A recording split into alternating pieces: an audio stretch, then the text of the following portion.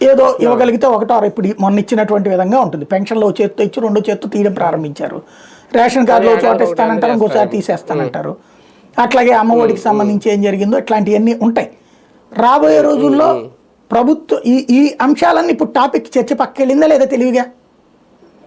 నీ చేతికి 20,000 రూపాయలు చేతికి వచ్చేది మొత్తం ఏడాదికి ఒక 70,000, కనీసం 50,000కి తక్కువ కాకుండా ప్రతి పేదోడు నష్టపోయాడా ఏడాది లేదా?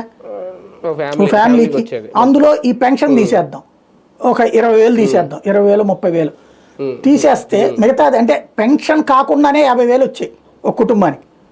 అమ్మ ఒడి కావచ్చు, కాపు నేస్తము, బీసీ నేస్తాము, ఈబీసీ నేస్తాము, చేయూత, ఏది తర్వాత అదేది డ్వాక్రా రుణమాఫీ డబ్బులు, ఇట్లాంటివన్నీ కలిపితే మినిమం 40,000 వేసుకోండి.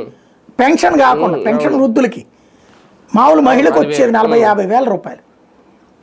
అలాగే ముద్రా రుణాల కింద అది ఇచ్చేవాళ్ళు కదా, ఆ ముద్రా రుణాలు ఏదో పేరు మార్చి ఇక్కడ ఏదో పెట్టారు కదా, జగనన్న చేయూతనో ఏదో పెట్టేసి అవి ఉండేయ్యా.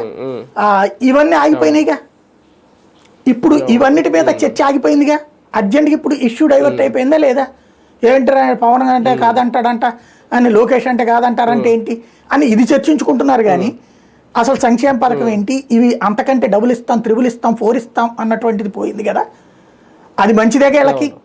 దీనివల్ల పోయేదేం లేదు. ఫైనల్గా డెసిషన్ చంద్రబాబు పవన్ కళ్యాణ్ ఎప్పుడు తీసుకుంటే అప్పుడే అవుతుంది. కానీ చర్చ పక్కదోవ పట్టింది కదా, వాళ్ళ కోరిక నెరవేరింది కదా.